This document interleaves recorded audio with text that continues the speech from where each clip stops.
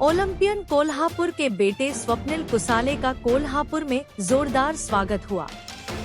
Olympic hero बेटे स्वप्निल कुसालेज का कोल्हापुर में जोरदार स्वागत। तारारानी चौक से दशहरा चौक तक भव्य जुलूस निकाला गया। कोल्हापुर शहर में स्कूल और कॉलेजों के छात्र स्वप्निल पर फूल बरसा रहे हैं। स्वप्निल पर जुलूस में हेलीकॉप्टर से पुष्प वर्षा। दशहरा चौक पर स्वप्निल का भव्य अभिनंदन समारोह आयोजित किया गया। खूप छान वाटतंय। म्हणजे मन भारावण्यासारखं आहे की एवढा